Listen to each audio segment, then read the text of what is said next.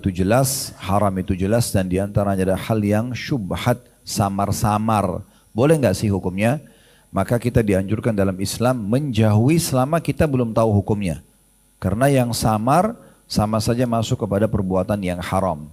Sehingga kita hanya dianjurkan menikmati yang halal, mengerjakan yang diperintahkan dan menjauhi yang dilarang. Itu kesimpulan daripada hadis nomor 6 yang sudah kita bahas pada pertemuan yang lalu.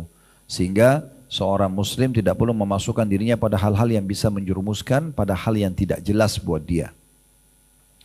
Hadis ketujuh ini, Bapak Ibu sekalian, yang kita bahas pada hari ini, kalau pegang bukunya di halaman 69, itu membahas juga salah satu hadis yang diberikan julukan oleh para ulama seperempat agama Islam. Seperempat agama Islam. Artinya orang kalau sudah mengamalkan isi hadis ini, sama dia mengerjakan seperempat dari isi agama ini. Saya akan bacakan hadisnya, berbunyi an Tamim ad-Dari radhiyallahu anhu anna Nabiy sallallahu alaihi wasallam qala ad-dinun nasihatu thalathan. Qulna liman ya Rasulullah qala lillahi wa li kitabihi wa li rasuli wa li aimmatil muslimina wa ammatihim. Dari Tamim ad-Dari radhiyallahu anhu bahwa Nabi sallallahu alaihi wasallam bersabda sebanyak 3 kali. Agama itu isinya semua nasihat. Atau agama itu nasihat. Lalu kami bertanya para sahabat, untuk siapa? Kata Nabi SAW, untuk Allah, kitabnya, rasulnya, dan untuk pemimpin kaum muslimin, dan serta muslimin secara umum. Serta muslimin secara umum. Hadits ini Bapak Ibu sekalian, ya, hadits yang pendek tetapi memiliki makna yang sangat luas. Kita lihat misalnya di situ yang pegang bukunya ada Al-Hafidh Abu Nuaim. Ini salah satu kata atau nama ulama. Al-Hafidh maksudnya adalah julukan bagi orang-orang yang memiliki hafalan dan ilmu yang luas. Ya. Abu Nuaim rahimahullah berkata, hadits ini memiliki kedudukan yang tinggi. Muhammad bin Aslam At-Tusi rahimahullah menyebutkan bahwa hadits ini mengandung seperempat agama. Ini yang tadi kita sebutkan ya. Jadi dia mengandung seperempat agama. Nanti akan kita jelaskan panjang lebar kenapa hadits ini dianggap seperempat agama padahal sebenarnya pendek ya. Imam At-Tabarani rahimahullah meriwayatkan dari Hudzaifah bin Yaman radhiyallahu anhu bahwasanya Nabi SAW bersabda, "Man la yahtammu bi amril muslimina falaysa minhum, wa man lam yumsi wa yusbih nasihan lillahi wa rasuli wa li kitabi wa li imami wa li ammatil muslimina falaysa minhum." Ini alasan kenapa dianggap ini adalah seperempat agama. Ada sebuah hadis ya, dari tadi diriwayatkan oleh Abi Dzar, Hudzaifah bin Yaman, disampaikan oleh Imam At-Tabarani rahimahullah, yang artinya kata Nabi SAW, barang siapa yang tidak peduli dengan urusan kaum muslimin, mau umat Islam dibantai, umat Islam lagi menghadapin bencana alam, apa saja dia nggak mau peduli. Tidak ada sama sekali kepeduliannya. Enggak doa, enggak bantu materi, enggak bantu juga kita secara fisik, enggak ada kepedulian sama sekali. Barang siapa tidak peduli dengan urusan kaum muslimin, maka ia tidak termasuk golongan mereka. Tidak dianggap Islam. Kemudian barang siapa yang pada petang dan pagi harinya, maksudnya sepanjang harinya, tidak memberi nasihat kepada Allah, Rasulnya, kitabnya, pemimpinnya, dan kaum muslimin pada umumnya, maka tidak termasuk golongan mereka. Artinya, kalau Bapak Ibu hidup dalam sehari kayak tadi dari pagi sampai malam nanti, sama sekali nggak ada nasihatnya. Nasihat nanti kita jelaskan, nasihat untuk Allah itu apa, kita menjalani ketaatan kepadanya. Nasihat untuk Rasulullah SAW, kita mempertahankan sunnah dan menyebarluaskan. Nasihat untuk kitab Allah, kita mempelajari Al-Quran dan kita ajarkan kepada orang lain. Nasihat untuk pemimpin kaum muslimin, bagaimana kita mendoakan mereka kebaikan. Kita juga mentaati selama tidak melanggar hukum agama gitu ya. Kemudian juga nasihat kalau dia salah kita ingatkan. Kemudian umumnya kaum muslimin. Jadi nggak boleh Bapak Ibu lihat misalnya ada tahu nih tetangganya tidak berhijab. Lalu kita diam aja, udah terserah dia deh, dia masuk neraka sendiri. Nah itu nggak boleh. Kita harus menasehatin walaupun sekali. Walaupun sekali. Karena amar ma'ruf nahi mungkar, hukum wajibnya yang pertama. Ada tetangga kita nggak sholat, wajib kita ingatkan. Nggak boleh kita diam. Ya. Karena kalau kita diam, kita tidak dianggap muslimin. Begitulah hadis ini, ya. Jadi seakan-akan kita percuma jadi muslim kalau kita nggak peduli dengan masalah-masalah ini. Nah, ini hadis yang kedua ini yang baru kita baca tadi, kan hadis pertama hadis landasan bab kita. Hadis kedua ini yang menjadi jawaban kenapa sebagian ulama seperti tadi disebutkan sebelumnya, Muhammad bin Aslam At-Tusi rahimahullah mengatakan hadis ini adalah seperempat agama. Karena dianggap tidak muslim kalau dia tidak peduli. Ya. Seakan-akan dia bukan muslim, makanya dia harus peduli dengan masalah ini. Nanti akan kita jabarkan lebih panjang lebar tentunya ya. Selanjutnya Khattabi rahimahullah, seorang ulama lain berkata, nasihat, makna nasihat di sini adalah satu kata yang dimaksudkan untuk mengungkapkan sebuah kalimat yang menghendaki kebaikan untuk pihak yang dinasihati. Kata an-nusuh, nasihat, nusuh dalam bahasa Arab, secara bahasa atau etimologi artinya bersih. Nasihat itu sebenarnya artinya bersih. Berarti tidak masuk dalam nasihat ini kalau ajarannya, panduannya pada maksiat. Misal ada orang nasihati temannya supaya berzina. Ada orang nasihati temannya supaya ikut gosip, supaya mencuri. Ini enggak masuk dalam istilah nasihat. Ya. Ini kemungkaran malah. Jadi secara letterlet yang dikatakan nasihat hanya yang baik saja. Baru dikatakan nasihat. Ya. Dan dalam bahasa Arab juga dikatakan nasahtul asla, artinya aku membersihkan madu dari kotoran. Asal itu artinya madu. Kalau orang Arab bilang nasahtul asla, berarti saya membersihkan madu dari kotoran-kotorannya. Kotoran itu mungkin cuma sisa sarang, sedikit ada kotoran. Nah itu bisa digunakan kata-kata nasahtu. Saya membersihkan madu itu sampai tidak ada kotorannya. Berarti orang kalau memberikan nasihat, dia harus yang benar, berhubungan tentu benar toloknya adalah agama Allah ya. Kita harus sebagai seorang muslim Bapak Ibu sekalian menganggap benar yang dianggap benar oleh Allah dan Rasulnya. Menganggap salah yang dianggap salah oleh Allah dan Rasulnya. Ini tolok ukur dasarnya. Ya. Walaupun orang itu pintar, cerdas, tapi dia melanggar hukum Allah, tetap kita tidak anggap dia benar. Kan begitu. Seperti ada orang cuma peduli dengan penampilannya saja, orang-orang non-muslim misalnya, tapi dia minum khamar, dia narkotika, dia seks bebas, tetap buruk di mata kita. Tetap buruk di mata Allah subhanahu wa ta'ala, buruk di mata kaum muslimin, gitu kan. Nanti insya Allah nanti malam kalau Bapak Ibu tidak bisa hadir di Blok M, antara Maghrib Isya kita akan ada bahasan dosa besar, judulnya berpenampilan buruk. Nanti akan saya rincikan, saya tidak bahas sekarang karena kalau kita bentrok dengan bahasan kita, nanti bisa ikutin online atau bisa hadir di sana, nanti di antara itu kita akan bahas insya Allah. Seperti apa yang dimaksud penampilan buruk orang itu, ya. Sehingga dia masuk dalam kategori dosa. Nanti akan ada rincian insya Allah. Jadi intinya sebenarnya dari apa yang dijelaskan di paragraf yang disampaikan oleh Al-Khattabi, nasihat itu harus sesuatu yang bersih, ya, yang benar, tulus dari hati. Semua yang diungkapkan dalam bentuk nasihat sifatnya murni karena ikhlas karena Allah pasti berefek. Ya, kalau ada si A sama si B menyampaikan dengan tujuan mendapat ridho Allah, temannya tidak sholat, maka walaupun bahasanya lebih sederhana, pasti akan sampai menyentuh pada si orang yang dinasihatin. Kalau si B misalnya menasihatin hanya karena supaya dibilang dia pintar, hanya karena supaya dia punya nama atau kedudukan di orang yang dinasihatin, maka itu tidak akan berefek. Abu Amr bin Salah rahimahullah berkata, nasihat ialah kata yang memiliki makna global. Terkandung makna seseorang yang melakukan kebaikan bagi orang yang dinasihati secara tujuan dan perbuatan. Ini masih makna nasihat.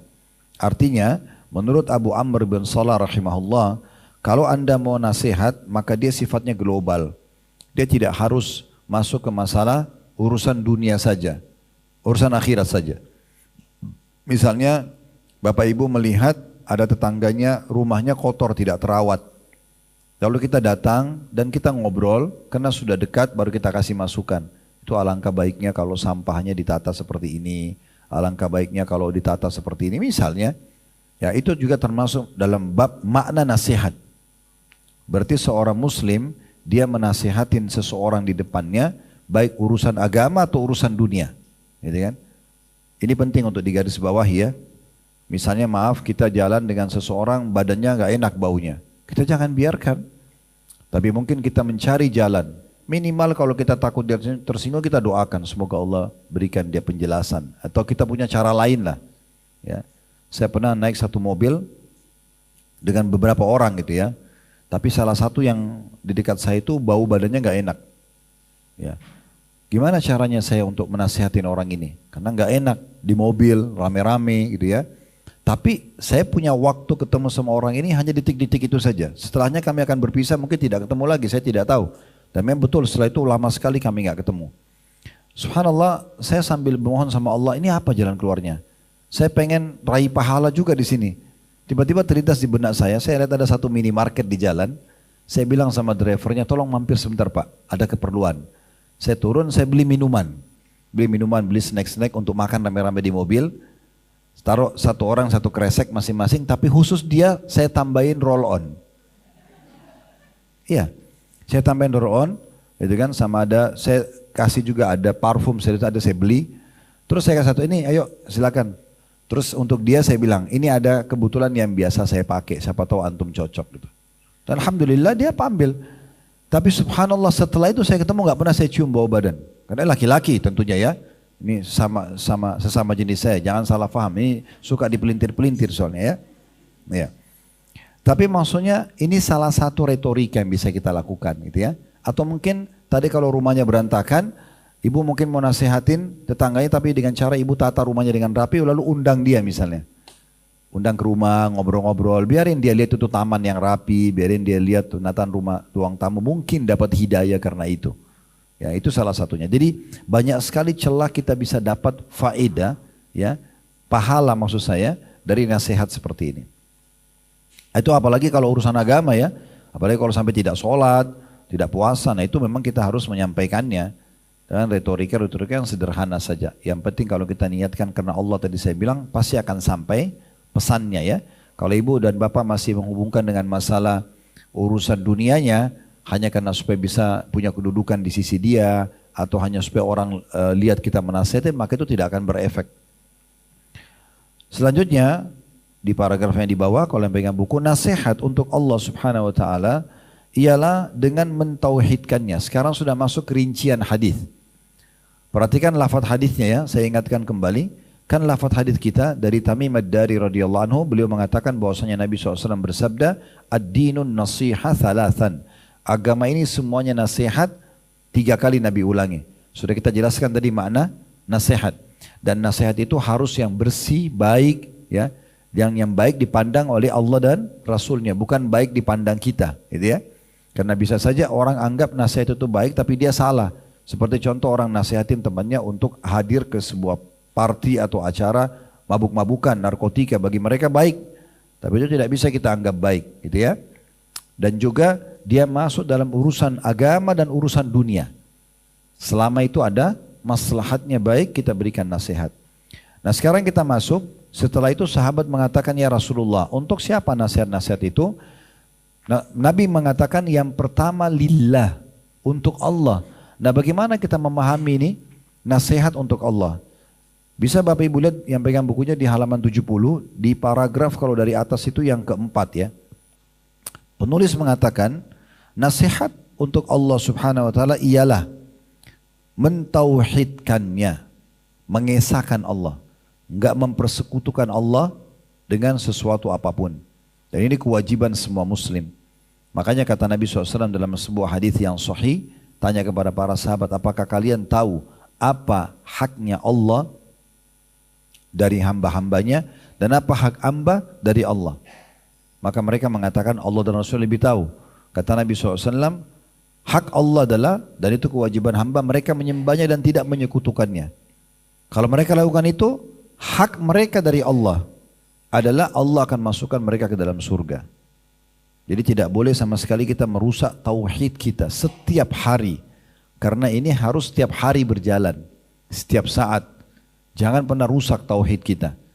Esakan Allah subhanahu wa ta'ala betul-betul Bapak Ibu sekalian. Yakin Allah yang menciptakan langit dan bumi, menggantikan siang malam, menciptakan kita, udara, air, segala macam Allah yang ciptakan. La ilaha illallah. Tapi betul-betul 100%.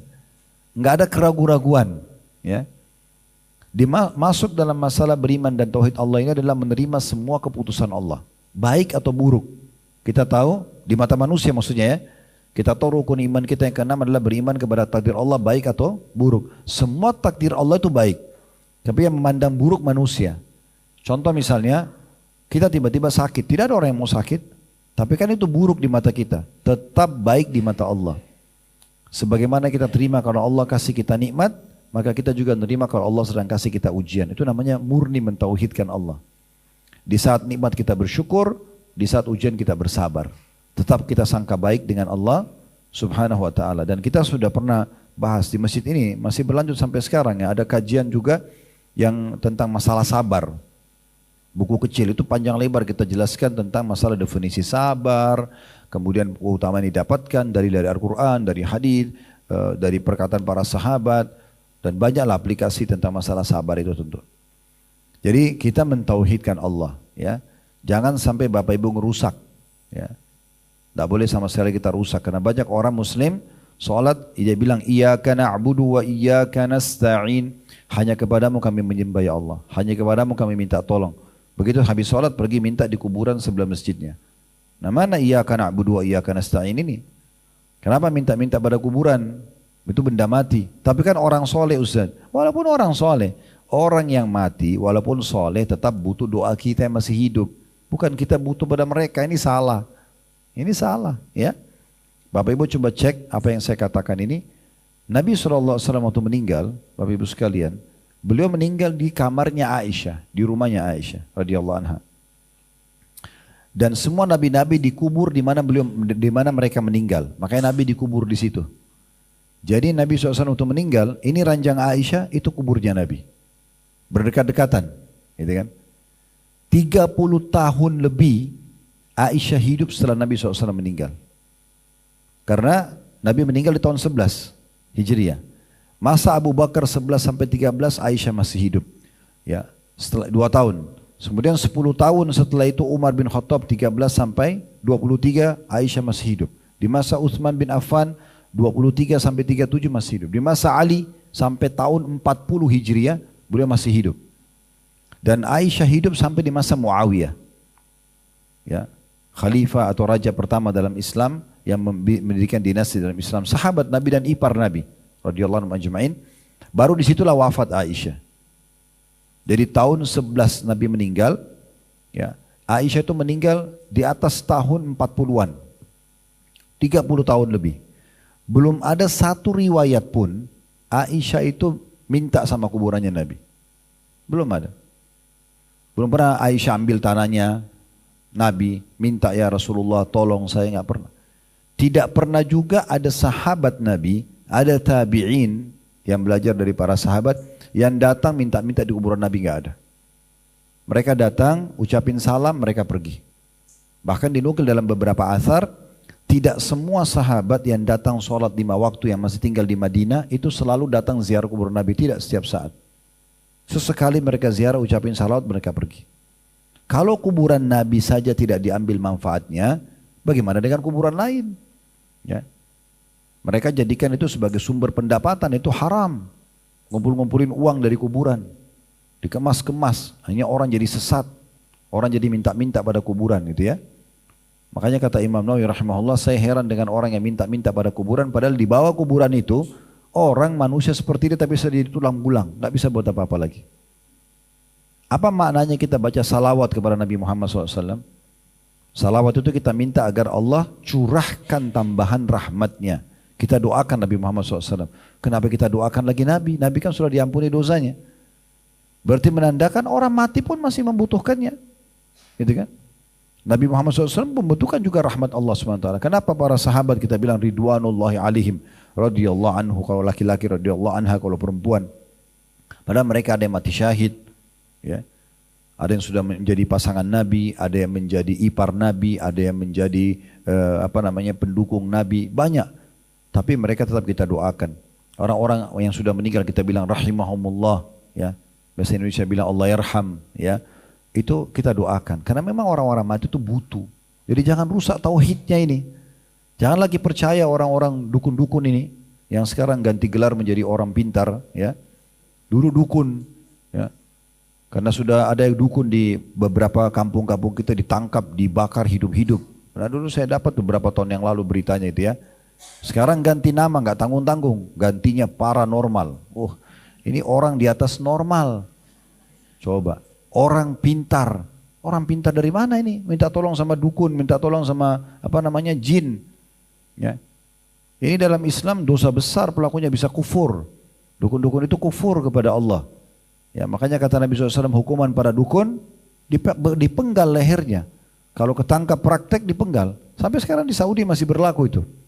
Ketangkap praktek dipenggal. Kalau kita kan malah minta tolong sama mereka. Minta tolong supaya dibantu punya anak, supaya dibukain rezeki, supaya tahu suaminya di mana, istrinya di mana. Untuk apa ini semua? Mana doa Anda kepada Allah? Kenapa enggak sujud minta sama Allah petunjuk? Allah bisa kasih gitu, ya. Makanya kata Nabi SAW, sampai mendatangi dukun, peramal, penyamun, penyihir, bertanya saja, belum percaya. Cuma tebak-tebak, coba tebak garis tangan saya, coba tebak nasib saya. Dia tidak diterima sholatnya 40 hari. Ke belakang, ya, bukan ke depan yang belum dikerjakan. Yang sudah dikerjakan habis 40 hari. Kalau 2 kali dia ke dukun, kalau 10 kali dia ke dukun, berapa ribu hari habis sholatnya. Sholat itu amal yang paling pernah ditimbang hari kiamat. Untuk apa datang ini? Kalau ada sekitar Anda laporin, jangan dibiarkan, tidak boleh. Nah ini perusak akidah, perusak tauhid kepada Allah SWT. Lalu kata Nabi SAW, sampai mendatangi dukun, peramal, penyamun, penyihir, bertanya dan percaya, maka dia telah kufur atas apa yang diturunkan kepada Muhammad SAW. Jadi dia harus syahadat lagi tuh. Ya. Oh di Indonesia luar biasa, buka usaha harus pakai pelaris supaya cantik, pakai susuk, wadah segala macam hal lah, ya, yang tidak masuk akal. Nggak perlu, ya. Yang ciptakan wajah Bapak Ibu, fisik Bapak itu Allah. Sempurna Bapak Ibu. Tidak usah bilang, oh kenapa saya jelek. Ini ciptaan Allah, nggak ada yang jelek. Semuanya bagus. Tinggal kita tunggangi, kita nikmati, kita pakai ibadah. Selesai.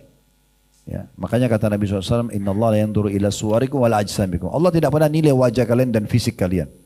Kalau hanya orang cantik sama orang gagah masuk surga, kesian orang-orang jelek. Gitu kan? Tapi Nabi SAW bilang apa? Allah tidak akan lihat wajah kalian dan fisik kalian. Walakin yanzuru ila qulubikum wa amalikum. Tapi Allah melihat hati kalian dan amal kalian. Itu yang paling penting. Ya. Makanya teman-teman sekalian hati-hati sekali. Ini jangan sampai dianggap remeh. Jangan percaya bintang-bintang, ramalan-ramalan. Ya, udah lupain aja tuh. Kamu lahir bulan apa? Bulan Mei. Oh bintangnya Taurus. Oh ini Sagittarius, ini Gemini. Percayalah ramalannya. Ya. Gak boleh Bapak Ibu saya percaya itu dewa-dewanya orang-orang Yunani dulu, gak boleh. Hanya Anda undi nasib Anda, oh warna kesukaannya ini, oh jodohnya begini, rezeki. Kenapa diramal? Udah jalan aja, bismillah tawakal Allah, ikhtiar, lalu rezeki kita sudah datang kok. Sudah tercatat semuanya. Dan sekian banyak hal-hal yang harus hati-hati ya. Harus hati-hati sekali. Jadi jangan semuanya dijadikan sebagai sebuah pegangan atau kepercayaan, ini bahaya ya. Jadi harus hati-hati sekali. Dan banyak hal ya, ini masalah tauhid ini sudah banyak sekali kami bahas di kajian bedah buku Minhajul Muslim, di kajian buku tentang kitab tauhid, itu ada semua di playlist YouTube, Bapak Ibu bisa dengarkan. Jadi nasihat untuk Allah SWT adalah yang paling pertama mentauhidkannya, betul-betul memurnikan ibadah kepada Allah, selesai, enggak pernah ibadah kepada makhluk, ya, selalu mengikuti syariatnya. Kemudian dikatakan menyifatinya dengan sifat-sifat kesempurnaan dan keagungan. Kita imani semua nama-nama dan sifat Allah apa adanya Bapak Ibu sekalian. Jangan pernah dialih-alihkan, jangan interpretasi, jangan ditakwil ya, jangan ditolak, jangan diserupakan dengan makhluk. Contoh misalnya, Allah bilang dalam Al-Quran, Yadullahi fauqa aidihim, tangan Allah di atas tangan-tangan mereka. Ya sudah kita imani apa adanya, nggak usah dibayangkan sama dengan tangan makhluk. Ada sebagian kelompok bilang, oh kita nggak boleh bilang tangan Allah itu kita harus takwilkan. Kita harus alihkan maknanya, interpretasikan itu adalah maksudnya kekuatan Allah atau yang lainnya. Orang ini kenapa kalau ditanya, kenapa anda takwil begitu? Karena nanti diserupai sama makhluk. Sebenarnya dia tidak sadar, dia sedang serupakan Allah dengan makhluk. Kenapa terus anda bayangkan sama dengan Allah? Allah ciptakan tangan manusia beda, tangan jin beda, tangan hewan-hewan beda. Allah maha sempurna. Kita imani sifat Allah maha sempurna, tidak sama dengan makhluknya. Ya kan? Contoh misalnya dikatakan tentang sholat tahajud, hadis yang masyhur, kalau tertinggal sepertiga malam, Allah turun ke langit bumi. Allah turun ke langit bumi. Perhatikan, begitu hadisnya. Lalu Allah bertanya kepada para malaikat, adakah yang minta ampun saya maafkan, adakah yang punya hajat saya penuhi, adakah yang minta tolong saya tolong. Kita harus imani apa adanya. Allah turun, ya Allah turun. Bagaimana dengan kemahasempurnaannya? Gak usah kita jauh ke sana. Kita cukup imani apa adanya karena akal kita gak sampai ke situ. Nah itu termasuk namanya memberikan hak sifat-sifat Allah yang maha sempurna. Allah turun. Ada juga hadis tentang hari Arafah. Nanti ini orang-orang yang pergi haji, gitu kan? Pada saat hari Arafah, Allah Azza wa Jal datang di hari Arafah itu. Ya, ada riwayat lain mendekat kepada penghuni hari Arafah, lalu kemudian membanggakan mereka di depan para malaikat-malaikatnya. Allah bangga, Allah kagum, Allah gembira, Allah marah. Semua kita imani, tapi tidak boleh disamakan dengan makhluknya. Itu harus kita yakini begitu ya. Nah ini juga sama. Ini berarti kita nasihat untuk Allah. Kita mempertahankan semua itu. Jadi kita mensifatinya, N-nya itu kata ganti Allah besar ya. Dengan sifat-sifat sempurna dan keagungan tanpa diserupai dengan makhluk. Tanpa ditolak juga nama-nama itu dan sifat-sifat itu. Tentu banyak sekali contoh-contoh dalam masalah ini ya. Kemudian mensucikannya dari keburukan dan sifat-sifat yang menyelisih kebaikan. Tidak ada sifat buruk bagi Allah. Seperti orang Yahudi bilang, ya, Innallah fakirun wa nahnu agniya. Mereka bilang Allah itu fakir, kami yang kaya. Itu diantaranya Allah sebutkan itu ya. Terus kemudian orang Nasrani mengatakan Allah punya anak, ya. Itu Allah murka dengan kata-kata seperti ini. Ini nggak boleh. Jadi nggak ada sifat kekurangan bagi Allah. Sifatnya semua sempurna, ya. Allah tidak punya anak, makanya dipangkas. Allah itu Samad, yang segala satu bergantung padanya. Lam yalid walam yulad, tidak beranak, tidak diperanakkan, tidak ada keturunan, tidak ada orang tuanya. Karena kalau dibilang ada orang tua Allah, berarti siapa yang terus nih ke atas, kakek, nenek dan seterusnya. Allah tidak punya keturunan, kalau ada keturunan Allah, siapa keturunan lanjutannya? Makanya Allah itu esa, tunggal dan tidak butuh pada siapapun. Walam yakul lahu kufuwan ahad. Allah tidak butuh pada siapapun. Kemudian menjauhi kemaksiatan. Jadi termasuk Anda kalau amalkan hadis ini, Anda jauhi semua pelanggaran. Karena Anda tahu Allah melarangnya. Itu nasihat untuk Allah gitu. Ya. Kemudian melakukan perintahnya, wajib ataupun sunnah. Dalam meninggalkan, menjauhi pelanggaran ini termasuk yang makruh ya. Jadi selain yang haram, yang makruh juga. Jadi Bapak Ibu usahakan jauhi semuanya. Makruh contoh minum berdiri, makan minum sambil jalan, itu kan hukumnya makruh secara fikih ya. Dikerjakan tidak berdosa, tapi kalau ditinggalkan dapat pahala gitu ya. Tapi kita tinggalkan, dan orang yang sibuk meninggalkan yang makruh, maka yang haram pasti dia akan lebih jauh. Sebagaimana juga perintah, kerjakan semua yang wajib dan yang sunnah. Orang yang sibuk kerjakan amal-amal sunnah, maka amal wajibnya terjaga. Orang yang sibuk sholat sunnah, maka sholat wajib terjaga. Orang yang sibuk sedekah, zakatnya terjaga. Orang yang sibuk puasa sunnah, puasa Ramadannya mudah. Orang yang ulang-ulang buat umroh, hajinya gampang, dan seterusnya. Kemudian dikatakan, serta perkara-perkara yang D-nya besar tuh di buku kita. Maksudnya karena kata ganti Allah ya. Serta perkara yang dia cintai dengan ikhlas. Apa yang Allah suka, apa yang Allah cintai, kita lakukan. Tentu Allah menyukai semua kebaikan-kebaikan, apapun yang dia perintahkan itu ya. Termasuk mencintai orang-orang yang dekat dengan Allah, mencintai orang-orang saleh, ya. Dan kita usahakan selalu dekat dengan mereka, orang-orang saleh, orang-orang saleha. Kata Ibnu Abbas radhiyallahu anhu, sesungguhnya orang yang menjaga haknya Allah, ibadah kepada Allah, maka Allah akan jaga dia, keturunannya, rumahnya, dan orang-orang yang di sekitar lingkungannya, sehingga mereka selalu berada dalam naungan dan perlindungan Allah Subhanahu wa taala. Kemudian dikatakan mencintai dan membenci sesuatu karenanya. Jadi kayak misalnya kita lihat ada orang soleh atau soleha, bapak-bapak misalnya lihat laki-laki soleh ibadahnya bagus, Anda mencintai karena ibadahnya. Ibu-ibu lihat misalnya di majelis salim begini atau sekitar lingkungannya, misalnya ada wanita soleha, Anda suka dia karena kesolehannya. Ini maksudnya suka karena Allah, karena dia dekat diri kepada Allah. Dan membenci karenanya. Kita benci orang yang berzina, orang yang mencuri, orang yang buat segala macam dosa karena dia melakukan dosa itu. Bukan kita benci fisiknya ya. Jangan pernah benci fisik pelanggar atau ahli maksiat. Kita benci perbuatannya karena Allah. Karena kalau ada misalnya orang tukang gosip, ada pencuri, ada pezina, kemudian dia dulu kita nggak suka nih karena dia melakukan itu.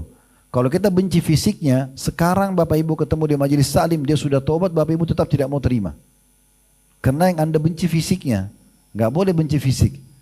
Gak ada hubungannya fisik, kita benci perbuatannya, itu baru namanya kita mencintai seseorang karena Allah, membenci karena Allah. Kita suka dia karena amal solehnya, kita benci dia karena dosanya. Kapan dia tetap jaga amal solehnya, kita terus mencintai dia karena Allah. Kapan dia buat maksiat, kita benci karena dosanya. Kapan dia tobat, kita pindahkan benci kita kepada rasa cinta kita karena Allah. Nah seperti itu. Kemudian berjihad melawan orang-orang kafir dan yang sejenisnya. Karena Allah SWT perintahkan kita untuk berperang di jalan Allah, maka itu juga termasuk nasihat untuk Allah. Serta juga menyerukan dan menganjurkan jihad. Nah, paling tidak kita sekarang terlibat misalnya untuk teman-teman Palestina, kita terlibat dengan membantu mereka, baik dengan doa atau yang semisalnya. Sekarang kita pindah yang kedua, nasihat untuk kitabnya Allah. Bagaimana maksudnya nasihat untuk kitab Allah? Ialah beriman kepadanya, beriman kepada isi Al-Quran. Sehingga Bapak Ibu sibuk membaca, mempelajari, menghafal dan mengamalkan isi Al-Quran. Begitu ya. Di sini dikatakan nasihat untuk kitabnya ialah dengan beriman kepadanya. Bahwasanya betul kitab Al-Quran dari Allah, mengagungkannya, mensucikannya, membaca dengan benar, melaksanakan perintah dan menjauhi larangannya, memahami ilmu dan ajarannya, mentadabburi atau merenungi ayat-ayatnya, menyerukan kepadanya, mengajak orang untuk belajar Al-Quran, membelanya dari penyimpangan orang-orang yang melampaui batas dan cacian orang-orang yang mengingkarinya. Ini semua berhubungan dengan nasihat untuk kitabnya. Jadi Bapak Ibu terima Al-Quran sebagai kitab dari Allah, baca, tadabburi, fahami isi-isinya, laksanakan ya, amalkan isinya dan juga dihafal. Juga kita serukan kepada orang-orang lain. Dan ini bagus banget ini orang yang punya TPA atau punya pesantren tahfidz Quran gitu ya. Kalau Anda tidak punya itu minimal Anda punya partisipasi. Cari tempat tahfidz Quran, Anda nyumbang Quran setiap bulan. Ya, Anda bayarin listriknya kah? Apalah ya, kita punya andil dengan Al-Quran itu. Ya, semua berhubungan dengan Al-Quran itu maka kita dukung. Semua itu masuk dalam nasihat untuk kitabnya. Tapi dimulai dari diri kita sendiri Bapak Ibu sekalian ya. Jangan sibuk kita suruh orang baca Quran, kita sendiri tidak baca. Ya, kita suruh orang hafal, kita sendiri tidak hafal. Dalam hafalan ini mungkin saya ringankan begini. Sebulan sekali aja tambah hafalan surahnya. Tidak usah setiap hari, sebulan sekali. Juz 30 aja. Jangan inna a'taina wal asr terus. Itu. Iya. Tambah an-naba misalnya ya. Apalah juz 30 aja deh. Sebulan sekali tambah satu surah, masa nggak bisa? Kalau kita bagi itu, misalnya 30 ayat, berarti satu hari satu ayat hafalnya, satu bulan 30 ayat. Minimal tambah satu surah. Berat Ustaz, setahun sekali. Udah, setahun tambah satu surah. Berarti kalau 10 tahun ke depan Ibu dan Bapak masih hidup, berarti Bapak Ibu tambah 10 surah. Kalau setiap bulan, 1 tahun berarti Ibu tambah dan Bapak 12 surah. Itu kan bagus banget. Gitu kan? Kalau surahnya terlalu panjang, sudah panjang Al-Baqarah, Al-Imran, oke kita bagi menjadi beberapa kali. Misalnya sebulan 1 lembar. Ya. Setengah lembar aja, misalnya ini 1 lembar nih, timbal balik. Setengah lembar aja 1 bulan. Harus ada upaya untuk itu.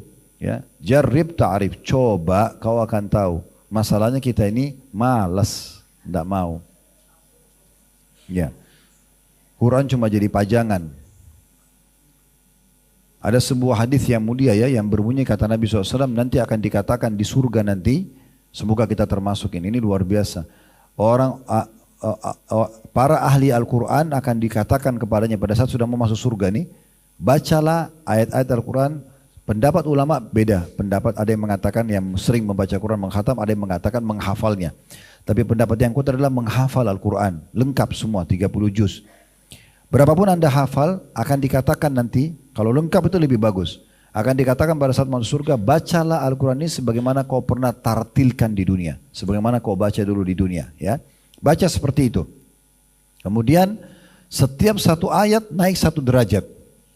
1 derajat itu Bapak Ibu sekalian di surga antara langit sama bumi jaraknya. 1 ayat Al-Quran pindahin derajat lagi. 1 ayat derajat lagi. Antara langit sama bumi. Antara langit sama bumi. Begitu terus.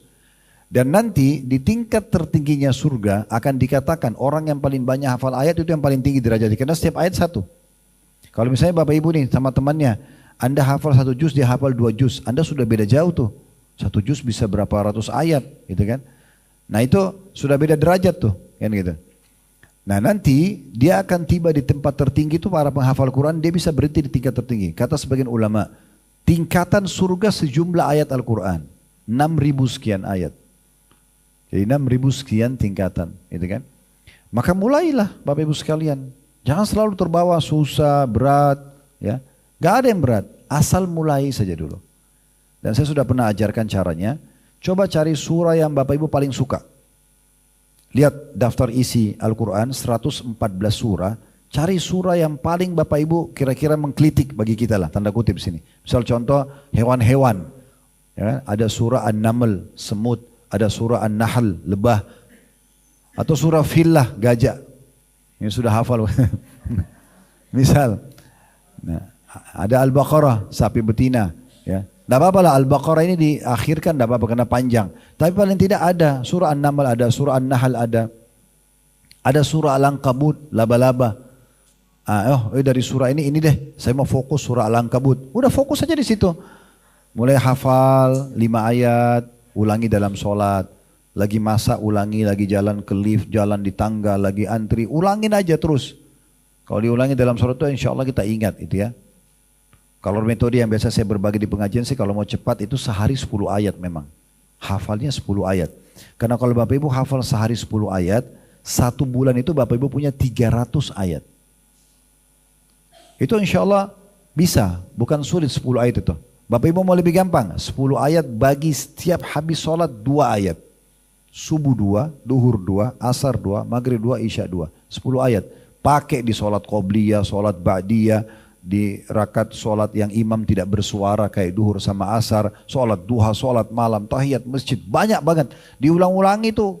Kenapa Bapak Ibu hafal di luar kepala Al-Fatihah? Karena diulang-ulangi terus. Coba, kalau Anda 10 ayat per hari, Anda bisa 1 bulan 300 ayat. Kalau 1 tahun kali 12 bulan, 3.600 ayat. Itu lebih dari 15 juz Anda hafal. Kurang dari 2 tahun selesai. Tapi saya bilang kalau itu berat, sebulan 1 surah. Tidak apa-apa. Nggak bisa juga Ustaz, 1 tahun 1 surah. Kalau nggak bisa cambuk aja. Ini sudah luar biasa. 1 tahun pun tidak menambah hafalannya ini agak unik. Ya, berarti sangat jauh dari Al-Quran. Anda kalau mau dari Anda dekat dengan Al-Quran atau tidak, nilai Anda peduli nggak dengan Al-Quran itu. Bukan cuma sekedar bacaannya, sering menghatam, menambah hafalannya. Pilih surah-surah pendek aja, nggak masalah itu ya. Baik, kita pindah ke yang ketiga, nasihat yang ketiga. Di halaman 71, nasihat untuk Rasulnya, untuk Nabi Muhammad SAW. Mirip seperti yang sebelumnya kata beliau, yaitu beriman kepadanya, beriman pada risalah Nabi Muhammad SAW dan ajaran yang dibawanya. Ya, kemudian memuliakan dan mengagungkannya.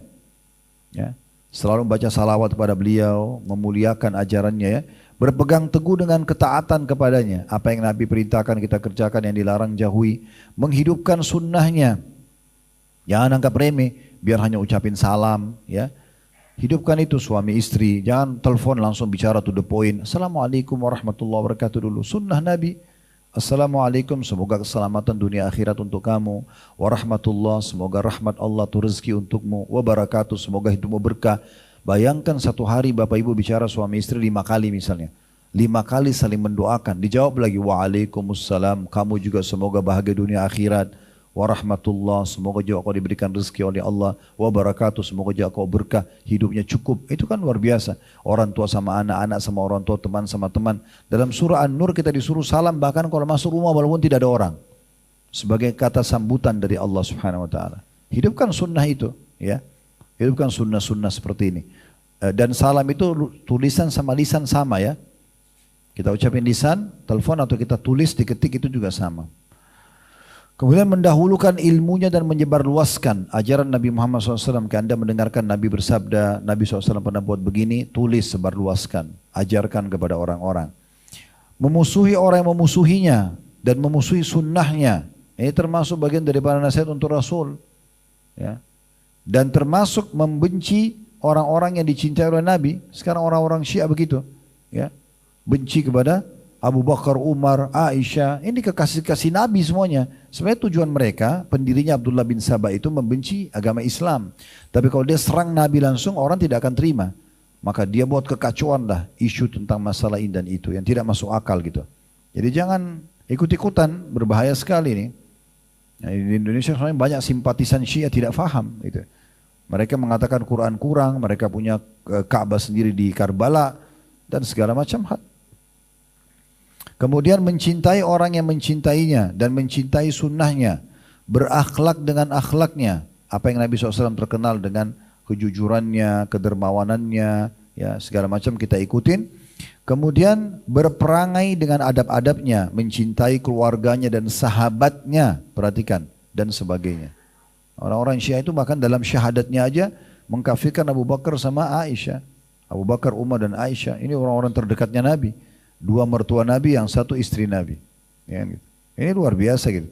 Dan subhanallah ahli sunnah wal jamaah tidak pernah membenci yang mereka tokohkan. Mereka tokohkan Ali, kita muliakan Ali radhiyallahu anhu. Tokohkan Husain, kita muliakan Husain radhiyallahu anhu. Tidak ada alasan untuk mereka membenci ahli sunnah. Tapi mereka membantai sekarang 1 juta lebih ahli sunnah. Di Syria, di Yaman, di Irak, di Libanon. Itu luar biasa. Ya. Mereka menganggap itu jihad bagi mereka.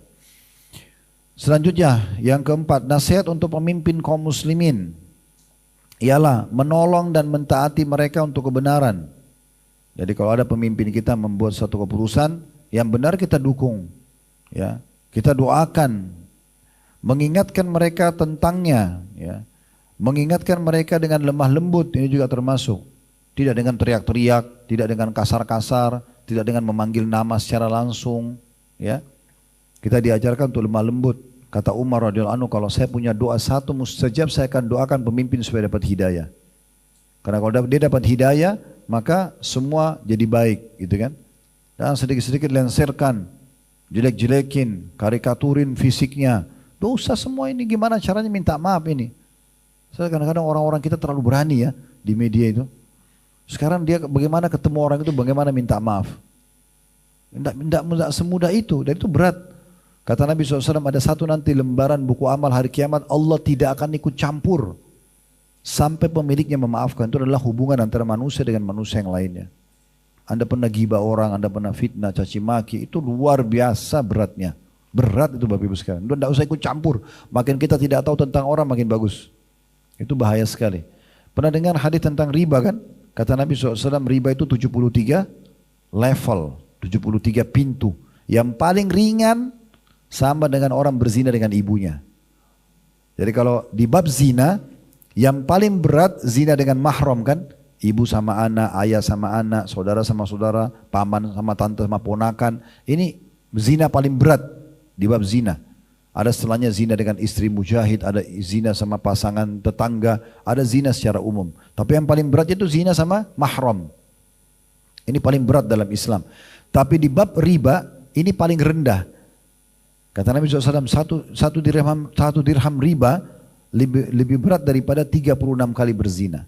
Dalam riwayat lain, seperti orang berzina dengan ibunya sendiri.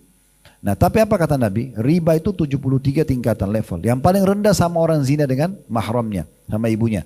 Yang paling tingginya sederajat dengan menghina dan merendahkan seorang muslim. Jangan main-main itu, mencibir dengan mulut, dengan ini, dengan itu, nyebarin apa, tidak punya ilmu, jangan. Berat itu. Ya, kalau dia tidak maafkan Bapak Ibu sekalian, selesai. Berarti Anda siapkan amal yang banyak untuk dia terima hari kiamat. Rugi enggak? Kita 50 tahun sholat dipanen sama orang hari kiamat. Dia boleh tunjuk loh ya, saya mau sholatnya ya Allah, saya mau puasanya. Itu bahaya banget. Untuk apa? Hanya gosipin dia? Apa manfaatnya? Apa yang kita dapat? Badan kita tidak tambah gemuk, harta kita nggak bertambah, ini jadi masalah. Ya. Jadi jangan masuk ke ranah itu teman-teman sekalian, itu bahaya sekali. Apalagi pemimpin ya, tak ada gunanya. Doakan kebaikan. Ya, saya lihat di Saudi itu hampir setiap Jumat teman-teman khatibnya pasti doakan raja mereka. Pasti. Sampai hari ini kalau Ramadan, kalau Bapak Ibu ngerti bahasa Arab itu, semua kunut mereka pasti doakan rajanya. Makanya Raja Salman sampai tua itu hidup terus. Ya. Iya, didoakan semua khatib imam mendoakan. Keberkahan itu sudah tua sekali tapi subhanallah masih hidup. Didoakan supaya penggantinya juga dapat hidayah. Ya, didoakan supaya apalah mereka berikan maslahat buat negara, buat agama, buat kaum muslimin. Itu kan luar biasa itu ya. Harusnya begitu kita doakan. Kalau Bapak Ibu doakan sekarang, mulai sekarang, coba jadikan di setiap antara azan iqamah, Bapak Ibu berdoa, doakan pemimpin dapat hidayah. Selalu doakan. Kalau dia dapat hidayah betul, dia ambil keputusan baik, Bapak Ibu punya andil. Dia yang tanda tangan, dia yang realisasikan, Anda panen pahalanya. Kena dukung dengan doa. Daripada cuma tahu salahin orang, gitu kan? Tidak usah. Apalagi pilpres, pilkada, waduh, ibu-ibu juga ikut-ikutan. Lagi goreng-goreng, handphone dijepit di kupingnya, ngomong, ikut-ikutan. Ya, kamu pilih yang mana, pilih yang ini, pilih yang itu, enggak usah. Kalau Bapak Ibu mau nomor 100, nomor 200, pilih aja. Ya, enggak usah salah-salahin orang gitu ya. Bahaya masuk ghibah itu, hati-hati. Kemudian selanjutnya juga menjauhi sikap membangkang terhadap mereka. Enggak boleh kita melanggar peraturan pemerintah yang tidak bertolak belakang dengan agama. Ya. KTP, SIM, paspor, akte lahir, ijazah dan segala macam. Ikutin semuanya, rambu-rambu lalu lintas, ya. Dan mendoakan mereka agar mendapat hidayah. Ini tadi yang kita bilang, doakan. Kemudian selanjutnya, nasihat untuk segenap kaum muslimin, ini yang terakhir. Sudah kita jelaskan tadi nasihat untuk Allah, nasihat untuk kitabnya, nasihat untuk rasulnya, nasihat untuk pemimpin muslim, sudah 4. Yang kelima, nasihat untuk segenap kaum muslimin. Ialah membimbing menuju kemaslahatan mereka, mengajarkan kepada mereka urusan agama dan dunia mereka. Tadi saya bilang ya, kita bisa nasihatin muslim, urusan agamanya, dia tidak sholat, dia tidak puasa, dan urusan dunianya. Tadi saya kasih contoh sampai detail penataan rumah, apalah, bau badan, hal-hal yang gitu-gitu tuh kita sama di situ. Sedangkan nasihat untuk segenap kaum muslimin ialah dengan membimbing menuju kemaslahatan mereka, mengajarkan kepada mereka urusan agama dan dunia mereka, menutup aib mereka, bukan malah menyebarluaskan, ya. Jadi mulai sekarang berhenti dengerin gosip, berhenti, total. Jangan bilang saya tidak terpengaruh, nggak bisa. Anda dengar sedikit sudah tahu informasi tentang orang itu. Mulailah kita membicarakan. Ingat ya, ghibah itu Bapak Ibu sekalian menggunjing kalau aib itu ada pada orangnya. Kalau enggak ada berarti fitnah. Kalau ada berarti ghibah, dosa besar, enggak boleh. Apalagi kalau tidak ada jadi fitnah. Kemudian menyempurnakan kekurangan mereka. Kalau ada kekurangan kita bantu. Pasangan hidup, anak kita, pembantu rumah tangga, orang-orang terdekat. Kalau kita rasa ada yang kurang, kita nasehatin. Kasih masukan supaya dia keluar dari itunya gitu ya. Menorong mereka dari musuh, membela mereka, tidak berbuat curang dan tidak iri kepada mereka. Ini semua hak muslimin. Tidak mencurangi mereka, tidak mengambil hartanya, manipulasi data dan segala macam, tidak iri. Mereka dikasih kelebihan, bilang semoga Allah berkahi apa yang Allah kasih kepada dia. Boleh kita minta kepada Allah juga diberikan rezeki. Menginginkan kebaikan untuk mereka, sebagaimana kita menginginkan kebaikan untuk diri kita sendiri. Membenci keburukan untuk mereka, sebagaimana kita membenci keburukan untuk diri kita sendiri. Dan hal-hal yang semisalnya. Demikian sebagaimana yang disebutkannya.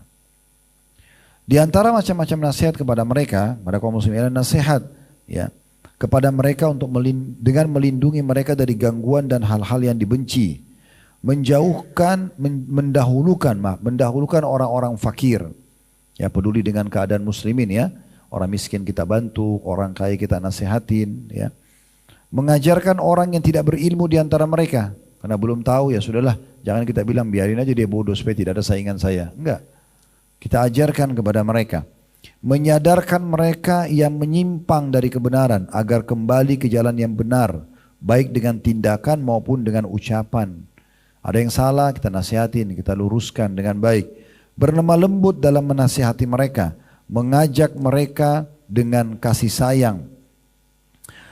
Untuk amar ma'ruf nahi mungkar, suka dan berusaha menghilangkan keburukan dari kaum muslimin, walaupun hal itu dapat mendatangkan kerugian baginya di dunia. Misalnya ada orang terlilit utang, dia Dia tahu dia perlu uang, tapi daripada temannya ini di penjara, dia bantu. Misalnya contoh, walaupun itu sebenarnya dia membutuhkannya, itu namanya yu'thiruna ala anfusihim walau kana bihim khasasa. Dalam surah Al-Hasyr, Allah puji penduduk asli Madinah dikenal dengan Ansar, mereka mendahulukan orang-orang muhajirin walaupun mereka butuh. Ya, itu termasuk pengorbanan yang baik untuk kaum muslimin, ya. Sebagaimana yang diungkapkan sebagian ulama salaf, aku ingin semua orang mentaati Allah walaupun dagingku dipotong dengan gergaji.